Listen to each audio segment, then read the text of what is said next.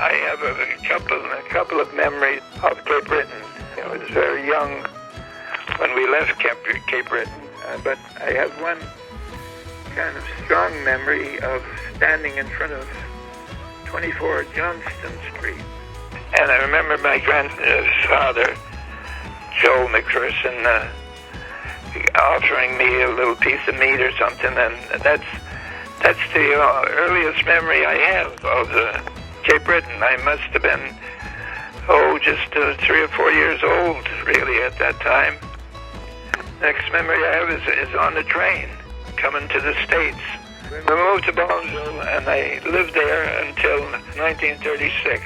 The big thing I remember about Baldwinville is how poor we were, and I know how hard it was on the folks. I learned very early to be satisfied with what I had, not looking for more.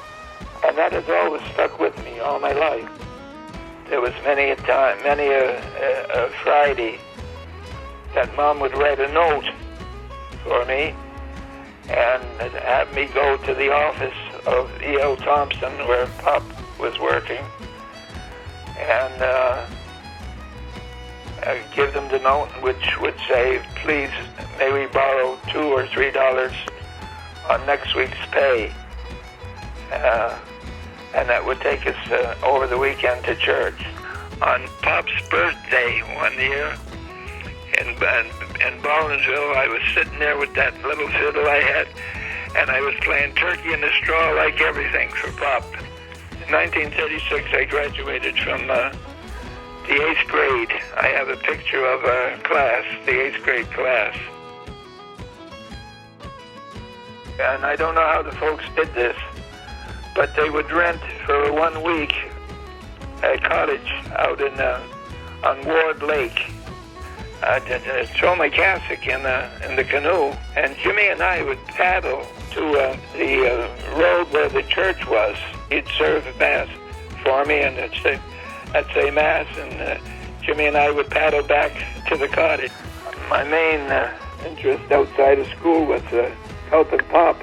He had an immense job to take care of 5 buildings and to try and satisfy 30 sisters and one grumpy old pastor. In the seminary, we had to wear our cassock all the time. And even when we played sports, I got into sports in the seminary. And so we had an old cassock that was all in rags. You should see them. I didn't play football. I played basketball and baseball.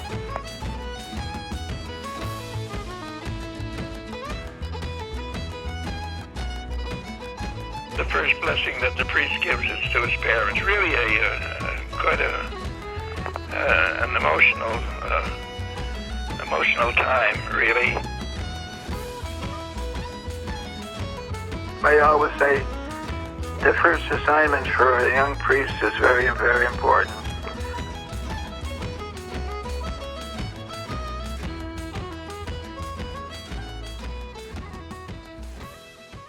I was stationed at Blessed Sacrament in Holyoke. That's where I had my first experiences that would change my life. In Holyoke, there were three priests there. There was the pastor was Father McCarthy, and there were 2 curates. Father Cannell, who was the oldest one. He was not an alcoholic, but he was a heavy drinker. But he had a very good rule. He'd drink heavily, but he would never drink alone.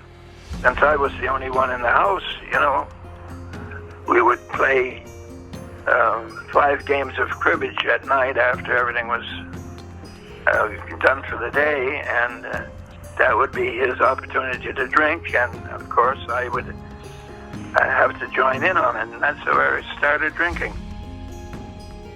I liked it very much, and I became very addicted to it. I had about 6 years of drinking, which was very bad. If the Lord was training me for something, He wasn't finished with me. I was in a number of parishes while I was drinking. One of the assignments was St. Francis Parish in North Adams. Now, I didn't stay there too long, but it was evident that my life wasn't together. The bishop got tired of me, I went one day to see if I could get some help from him, and I think it was Father Berthium that was the secretary there, and he came back and told me the bishop can't see you right now because he's picking out the color of the tiles for the new mother house. I was kind of left like an orphan, to tell you the truth. I found myself not wanted at home and not wanted in the church. And that's why I was wandering the streets of New York City for a while. And that's where those two young black people got me back to Worcester, and then Sister of Providence took over, Sister Mary Joseph, convinced the bishop that I should go to guest house, and which I did. There was no room for me, so I was assigned to St. Joseph's Hospital in Mount Clemens as an assistant chaplain. They would not let me go out there alone. I had to be chaperoned. Monsignor Russell was a priest that was going to chaperone me out there. And I knew we had a transfer from Boston and Newark. In Newark, I was going to ditch the chaperone. Boy, but he stuck with me, and with the grace of God, I got out there, and it's a good thing I did, because that desire to drink left me once I got to Mount Clemens in the hospital. And I served as chaplain for a whole year without drinking. Then I went into treatment and guest house for about 4 months, which was pretty darn good, And then after guest house, the assignment that they gave me was St. Anthony's in North Adams. I was there 6 years, 6 of the finest years of my life. I was engaged in so many activities in the community, and accepted by the people, and very happy there, and not drinking, and doing the work of a priest as should be done. I didn't drink a drop, but I became very, very active in AA, and very, very active in all other kinds of parochial and community activity.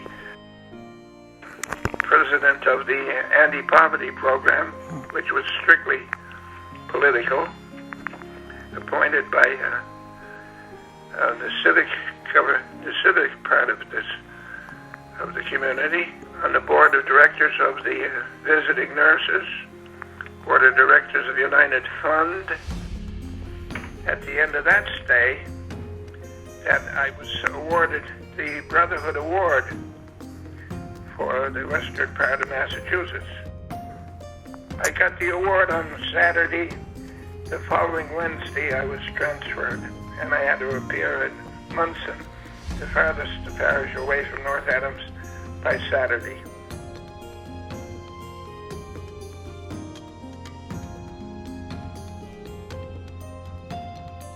I came down to Munson, and it was like day and night. I wasn't doing much work there. I wasn't given any work to do. And I stopped going to meetings. And it was one night, I was alone in the house. Everyone was out. A cocktail that I made for myself to start the meal. And I had the flute, and I poured the wine in there. That's how I started drinking again. Once you start, you can't stop.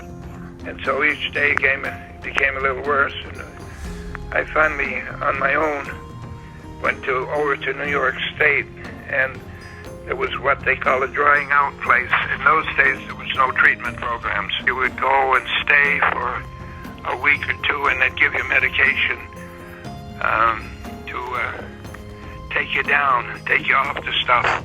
And then you wouldn't be drinking, but you'd be sober again. But you'd be You'd still be emotionally drunk. It wasn't real sobriety. It was you just weren't drinking anymore. Couldn't stay sober in the parish. I just could not stay sober in the parish after that. I went to Beach Hill and just stayed there, see if I could get some help. The bishop sent me a letter, and there were three things in the letter. No more salary, no more insurance, and from now on, let your family take care of you.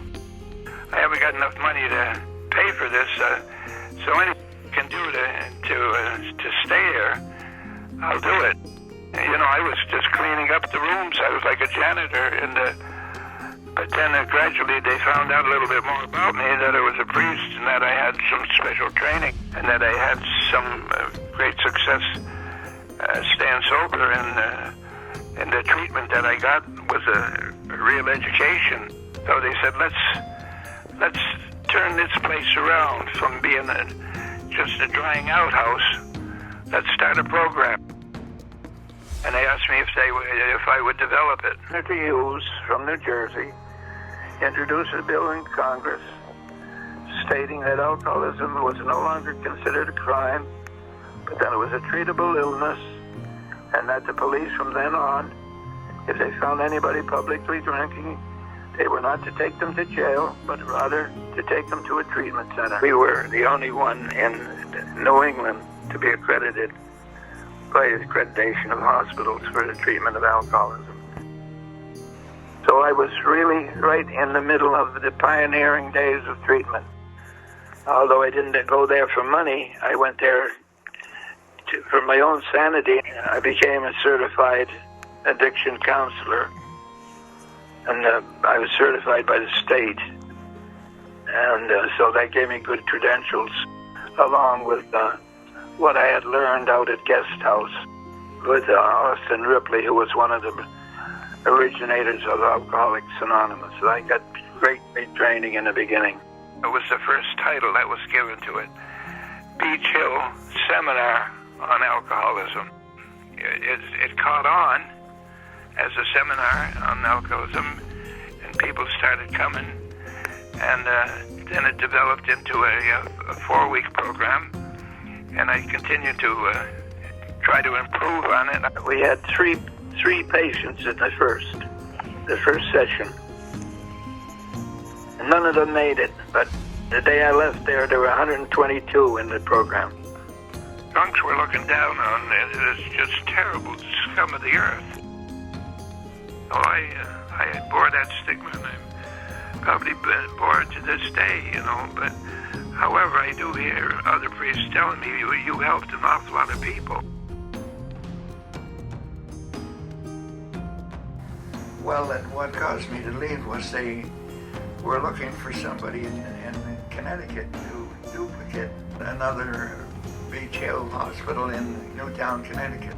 A doctor was up here one Sunday trying to convince me to go down, and he happened to be here while I was visiting Mom, and Mom was listening to the whole thing, and she's sitting right over here, and she says, "John, you better go." So that made up my mind right there and then. And I had some questions for them.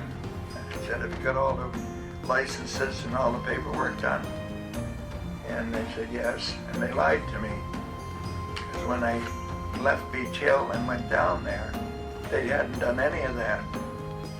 So I had to go to the board and try and convince them that for a license, and that was a difficult job, but we did get it and started another program down there. I only stayed there about 5 years. Then there's a foundation down there called the McCall Foundation in Torrington, Connecticut, which was working with alcoholics and pioneering and funded by the state. They asked me to go to work there, and I went from Beach Hill to this McCall Foundation, and there I had a variety of things that I did for them. I was counseling alcoholics, for one thing. I ran a halfway house for them. Then we went through the AIDS epidemic at that time. It was a very difficult period. I had to take some special courses on how to deal with the AIDS patient. Many of the AIDS patients that I was dealing with died, but we got through that. And then the designer drugs started coming along, and I was getting really burnt out, and I wasn't quite as happy with that work as I was with the alcoholic. And so I decided that when I would be 70, that I would leave. So I left on my birthday in 1992. And I wasn't home here very long. I think it was through Sadie too that they needed some help down at Notre Dame de Lac. Sister Julie Donovan asked me one day, she called and asked us, is there any way that you possibly could help us down here and say Mass for us on Sunday? And I said, certainly. So I said the Mass for them. I was their confessor. I bonded very much. That 20 years that I worked, or 25 years that I was down at Notre Dame, was probably as happy a ministry as I had all my life, because I was old myself, and I bonded very, very closely with the residents there, and it was a great assisted care living place. Because they considered the resident first, before anything. I enjoyed that ministry very much. It was sort of a special grace from God. I was able to work into my mid-90s. Yeah, then I fell upstairs, and my foot got caught in a slipper, got caught in a tile, and I just went down. I had just finished as a volunteer for a program out of Yale, which was called the Stride program, where they were, I was in it for 2 years, and they were researching elder people falling. And for the 2 years, I didn't fall at all, and I was engaged in that program, research. And on the very last week, I fell. I was so disappointed. I broke my wrist in several places, had to be operated on, and decided at that time that I'd give up driving. I didn't have to, but I had a license that was valid until 2025. However, I gave up driving at that time, voluntarily. But in the meantime, besides doing the work at Notre Dame, there was a Jesuit priest that had a Father Fred, who had a group of women called Friends of Father Fred, that he would be doing retreats with them. So he passed away, and when he passed away, I didn't take his place, because no one takes another person's place. They asked me to do the work that he was doing for them. So then I got into retreat work at the same time that I was working at Notre Dame de Lac. I was giving retreats to both men and women, especially women, both in Weston at the Jesuit retreat house in Weston, and at the Genesis, which the Sisters of Providence ran in Westfield. So I give several retreats a year, and I liked the retreat work very much. But it was difficult work, and it was good for me because I prepared well for the retreat.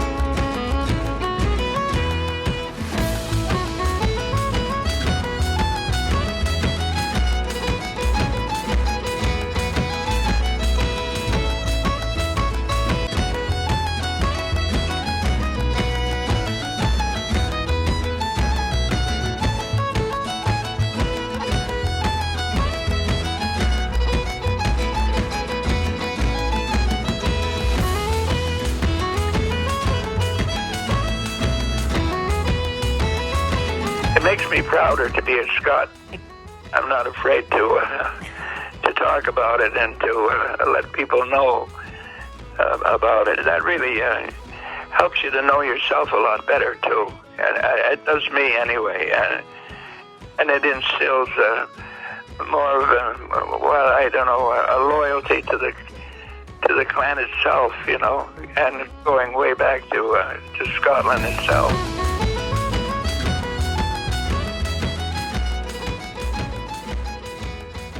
Every single homily that I ever gave, from when I was first ordained until the last one that I gave at the lake or at retreat, I always started it with AMDG, for the greater honor and glory of God.